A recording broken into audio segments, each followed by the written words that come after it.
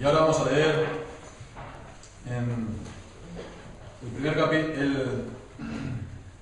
capítulo 28 del primer libro de Samuel.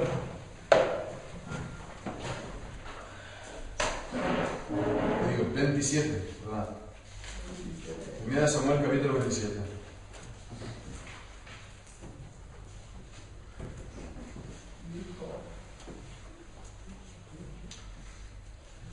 Dice así la palabra del Señor. Dijo luego David en su corazón: al fin seré muerto algún día por la mano de Saúl. Nada, por tanto, me será mejor que fugarme a la tierra de los filisteos, para que Saúl no se ocupe de mí y no me ande buscando más por todo el territorio de Israel, y así escaparé de su mano. Se levantó pues David y con los 600 hombres que tenía consigo, se pasó a Aquís, hijo de Maoc, rey de Gat. Y moró David con Aquís en Gat, él y sus hombres, cada uno con su familia. David con sus dos mujeres, Ahinoam, jezreelita, y Abigail, la que fue mujer de Nabal, el de Carmel. Y vino a Saúl la nueva de que David había huido a Gat y no lo buscó más. Y David dijo a Aquís: si he hallado gracia ante tus ojos, si me he dado lugar en alguna de las aldeas para que habite allí, pues ¿por qué ha de morar tu siervo contigo en la ciudad real? Y Aquís le dio aquel día a Siclac, por lo cual Siclac vino a ser de los reyes de Judá hasta hoy. Fue el número de los días que David habitó en tierra de los filisteos 1 año y 4 meses. Y subía David con sus hombres y hacían incursiones contra los gesuritas, los jezerritas y los amalecitas, porque estos habitaban de largo tiempo la tierra, desde como quien va a Ashur hasta la tierra de Egipto. Y asolaba David el país y no dejaba con vida hombre ni mujer, y se llevaba las ovejas, las vacas, los asnos, los camellos y las ropas, y regresaba a Aquís. Y decía a Aquís: ¿dónde habéis merodeado hoy? Y David decía: en el Negev de Judá, y el Negev de Jerameel, o el Negev de los ceneos. Ni hombre ni mujer dejaba David con vida para que viniesen a Gat, diciendo: no sea que den aviso de nosotros y digan: esto hizo David. Y esta fue su costumbre todo el tiempo que moró en tierra de los filisteos. Y Aquís creía a David y decía: él se ha hecho abominable a su pueblo de Israel y será siempre mi siervo. Amén, y el Señor bendiga su santa nombre. La semana anterior estábamos viendo cómo David había perdonado en vida a Saúl por segunda vez. Lo había hecho pues esta vez en Zif, como pues cuando Saúl estaba durmiendo, él y la guardia, pues David lo que hizo fue esta vez tomar pues la prenda del cántaro que estaba juntamente con Saúl. Y bien, en definitiva, cómo pues le perdonó la vida, y como también pues al final hubo esas palabras finales en las cuales hubo ese aparente arrepentimiento de Saúl, como también pues hubo esa separación. Realmente pues David puso delante de sí a Dios, se encomendó a Dios, puso su mano su causa en manos de Dios, y dijo que fuera Él quien juzgara, fuera Él quien decidiera. Bien, pues es sorprendente a veces la palabra de Dios, los grandes contrastes que nos encontramos en ella. En este capítulo, inmediatamente después, vemos David huye. David huye. Él estaba pues viviendo, siendo perseguido, vivía entonces en el pueblo, en la tierra de Israel, y ahora pues él, por motivos, razones de seguridad, huye a tierra de los filisteos. Y leemos este pequeño capítulo, no es muy largo, 12 versículos, y lo que nos dice, como siempre, sobre todo en el Antiguo Testamento, o casi siempre, nos encontramos en los textos narrativos, es decir, que nos cuenta la historia de Israel. Nos presenta los hechos muchas veces sin más. Es decir, desde un punto de vista, podemos decir, neutro. No los enjuicia, no da juicios de valor, no dice si hizo bien, si hizo mal. Por ejemplo, nos dice que Jacob tuvo 4 mujeres, o nos dice que Salomón tuvo 1000 mujeres, y no se nos dice si estuvo bien o mal, solamente lo dice de una manera objetiva lo que ocurrió. Entonces, nosotros después es cuando al leerlo tenemos que decir esta acción, ¿cómo hemos de entenderla? ¿Acertó sí? ¿Acertó no? ¿Fue una buena decisión o no lo fue? Entonces la pregunta entonces que se nos plantea, ¿cómo lo vamos nosotros a saber? ¿En base a qué? ¿Cuáles son los criterios por los cuales vamos a decir esto está bien o no cuando la palabra de Dios lo dice? No lo dice, por lo menos en este texto. Pues evidentemente no puede ser por nuestras propias opiniones o gustos personales, sino la mejor manera e infalible es siempre a través de la palabra de Dios mismo. Y bueno, pues tal vez comparar, ¿no? Comenzar por un simple ejercicio de comparación. Leemos aquí en el versículo 1: dijo luego David en su corazón, al fin seré muerto algún día por la mano de Saúl, nada por tanto me será mejor que fugarme a la tierra de los filisteos. Vemos que aquí David está hablando consigo mismo y conferenciando consigo mismo y llegando entonces él por sí mismo a una decisión. Vemos entonces, lo habíamos visto en su día, en el capítulo 23 de 1 de Samuel, en el versículo 10, es también pues el contexto de la persecución de David por parte de Saúl, cuando pues estaba David defendiendo a Keila. Entonces él quería saber qué es lo que tiene que hacer. ¿Qué es lo que tiene que hacer? ¿Qué es entonces lo que hizo David? Pues leemos, dijo David, Jehová, Dios de Israel, tu siervo tiene entendido que Saúl trata de venir contra Keila a destruir la ciudad por causa mía. ¿Me entregarán los vecinos de Keila en sus manos? ¿Descenderá Saúl como ha oído su siervo? Jehová, Dios de Israel, te ruego que lo declares a su siervo. Y Jehová dijo, sí, descenderá. Y dijo luego David, ¿me entregarán los vecinos de Keila a mí y a mis hombres en sus manos de Saúl? Y Jehová respondió, os entregarán. Entonces vemos ¿qué vemos aquí entonces en el capítulo 23? David está no conferenciando consigo mismo, no está hablando con su propio corazón, no toma una decisión en base a lo que le parece sí o no, sino pues después de haber consultado a Dios. Y Dios le da la respuesta de lo que va a ocurrir. Entonces, y después él toma la decisión. Vemos que al final entonces se levantó sabiendo de que le van a entregar. No hay ningún género de duda. Se tiene que levantar e irse. Pero aquí vemos no hay ninguna indicación de Dios. Si lo iba a perseguir, si iba a continuar con la persecución, o bien iba a conocer un respiro, o incluso si lo iba a seguir persiguiendo como en otras ocasiones, si el Señor pues estaría con él para librarlo. Evidentemente que estaría, ¿no? En todo caso vemos, ¿no? En definitiva, ¿no? En resumen ya, pues que David tomó una decisión unilateral que él pues lo consultó solamente consigo mismo. Y bueno, pues podemos decir, no, si lo que él hizo lo leemos y dice, nada, pues verdad, al final seré muerto algún día por la mano de Saúl.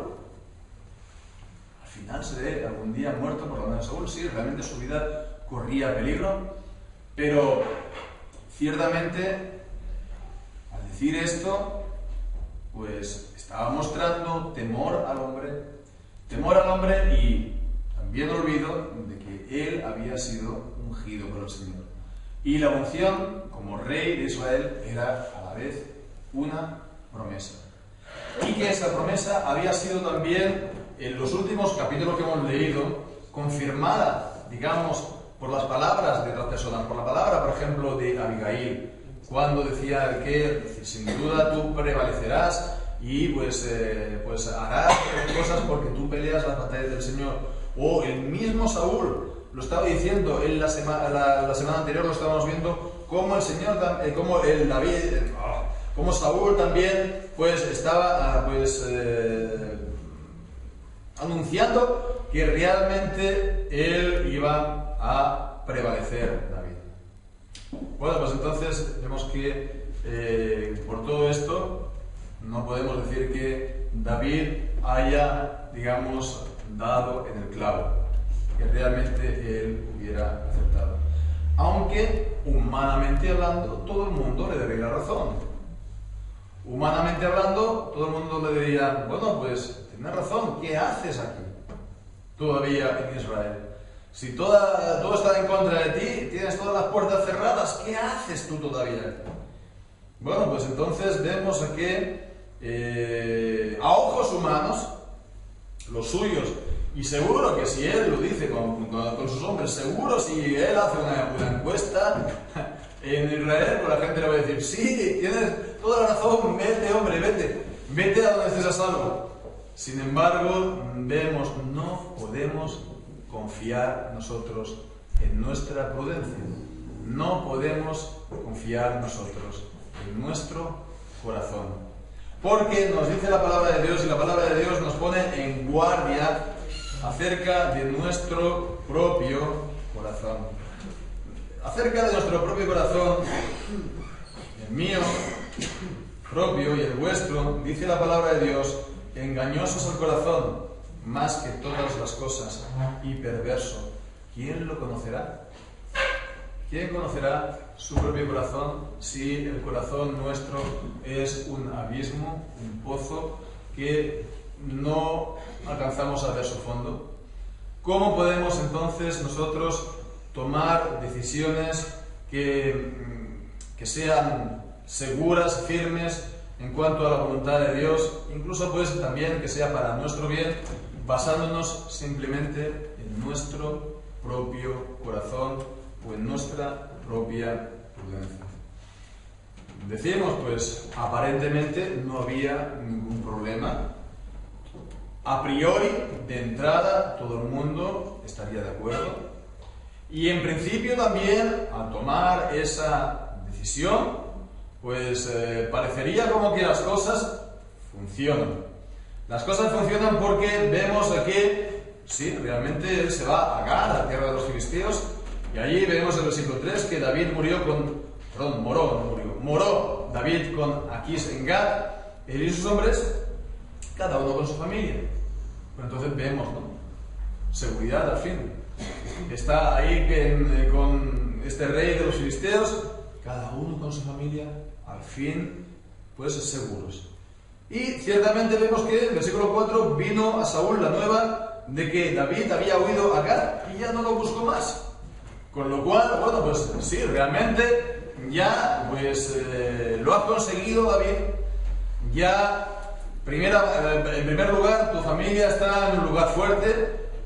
Saúl no va a invadirlo para buscarte, y entonces él ya, pues ya se va a olvidar de ti y va a desistir de todo esto. Bueno, pues decimos, en apariencia, alguien diría, no hay ningún problema. Pero hemos de mirar las, digamos, consecuencias de todas estas cosas. Antes de tomar una decisión, hemos de sopesar bien los pros y los contras. Hemos de anticiparnos para ver cuáles son las posibles consecuencias de las decisiones. Si no, pues son decisiones que tomamos irreflexivas, son decisiones que, bueno, pues al final nos puede traer consecuencias completamente imprevistas y hasta contrarias de lo que buscamos. Y bien, pues ¿cuáles eran estas consecuencias? Estas consecuencias en la vida de David. Pues primeramente, al estar David en tierra de los filisteos, se cumple en él exactamente igual que aquello que él había dicho en el capítulo anterior. a Saúl mismo. Porque en el capítulo 26 y en el versículo 19, David estaba haciendo este reproche a Saúl. Ruego pues que el rey mi señor oiga ahora las palabras de su siervo. Si Jehová te incita contra mí, acepte él la ofrenda, es decir, me quita él la vida. Mas si fuesen hijos de hombres, malditos sean ellos en presencia de Jehová, porque me arrojan hoy para que no tenga parte en la heredad de Jehová, diciendo, ve y sirve a dioses ajenos. Bien, pues lo que él mismo había dicho a Saúl. Ahora él, por su propia voluntad, él se va a los filisteos.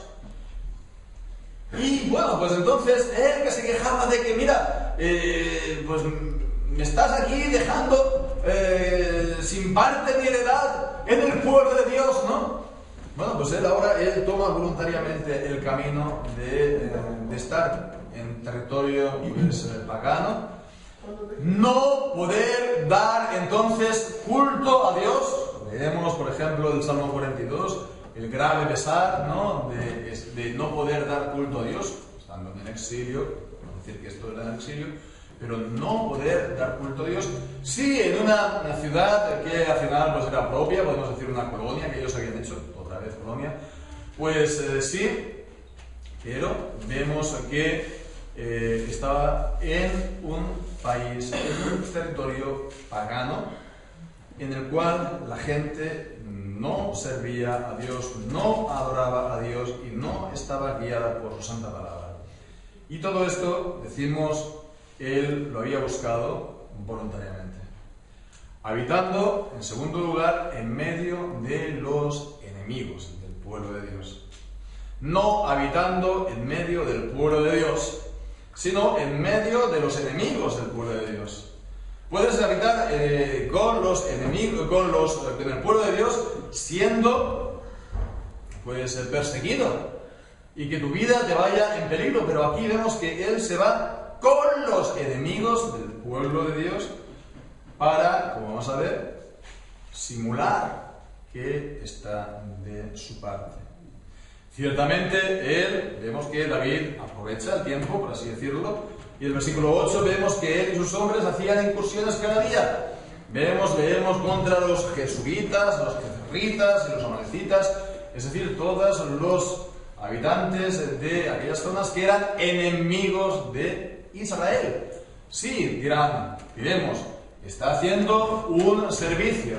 Está haciendo aquí él un servicio para el pueblo de Dios, está limpiando, por así decirlo, el camino de sus enemigos y, bueno, pues entonces, aunque, pues, lo hacía de una manera, pues, disimulada, pero estaba sirviendo para la causa, ¿no? La causa del pueblo, la causa del Señor.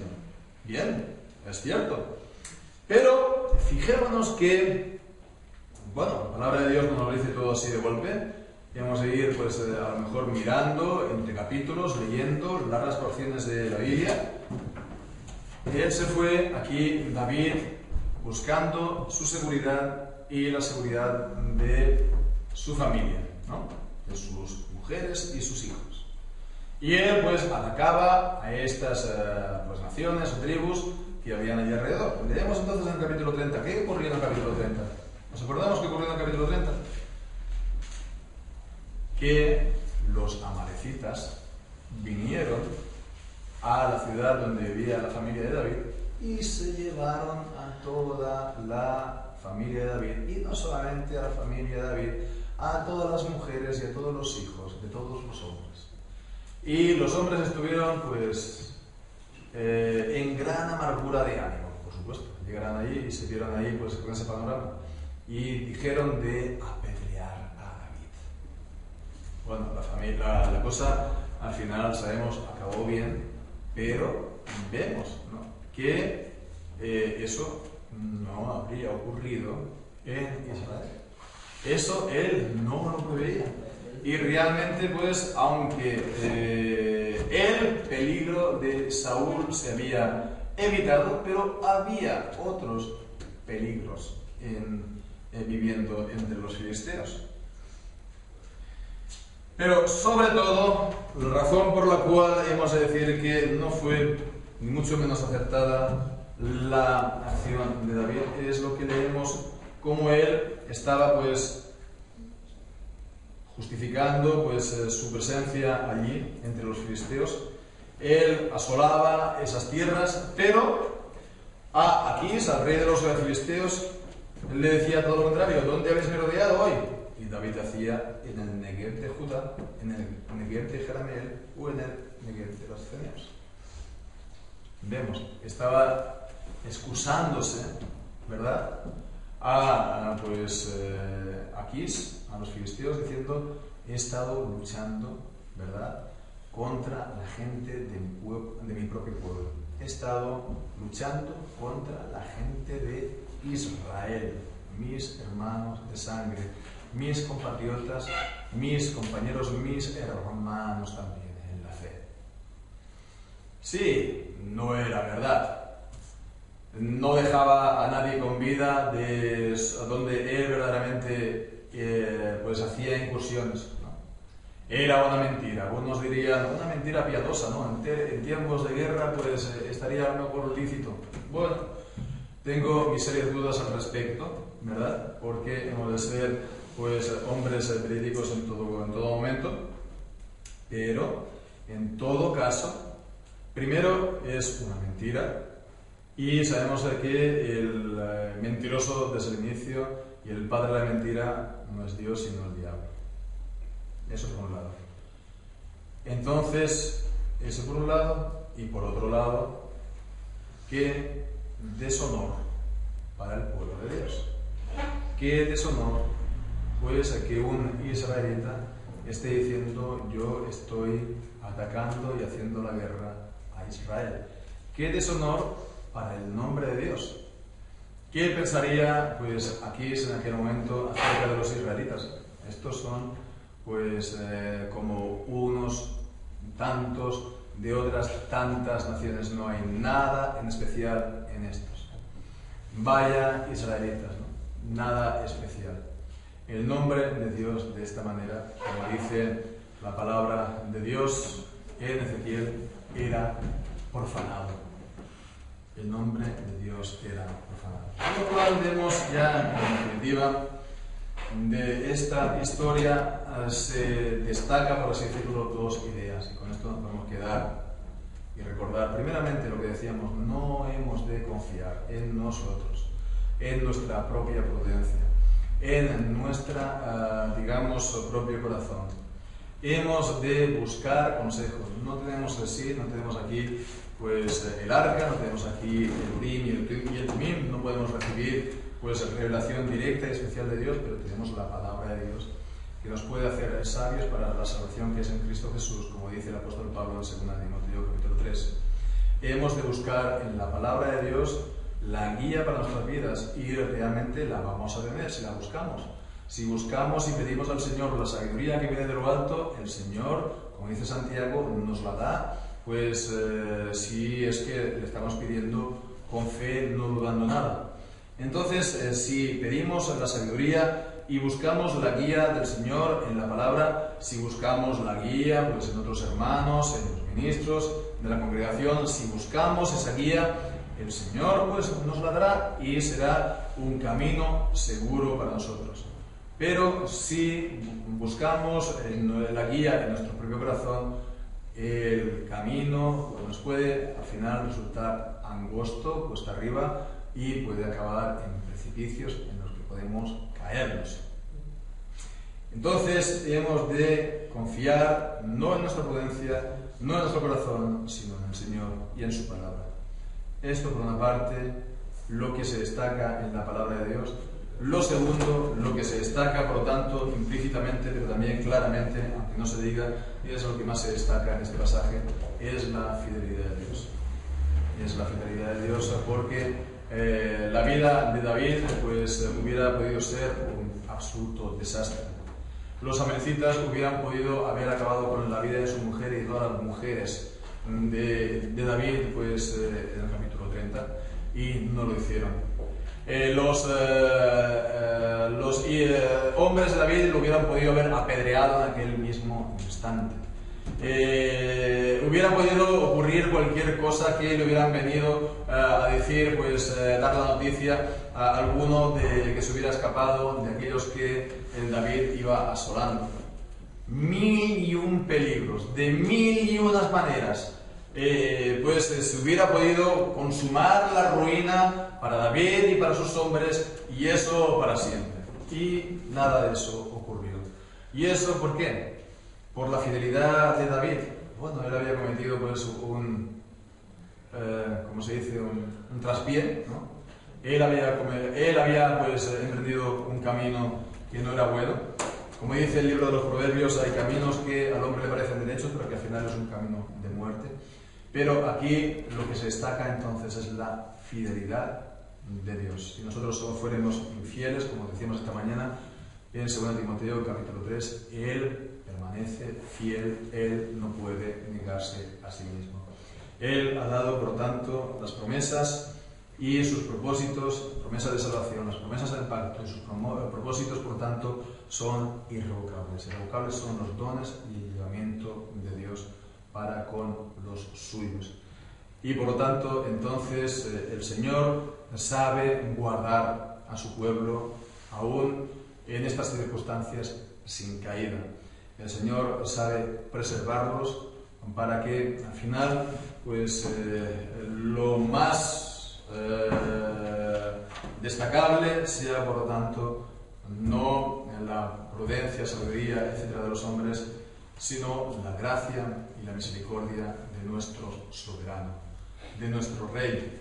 Hemos, por lo tanto, como siervos suyos, de esforzarnos para cumplir siempre su voluntad. Y de esa manera, hermanos, viviremos seguros. Bien, pues hermanos, a Él sea la gloria por los siglos de los siglos. Amén. Amén.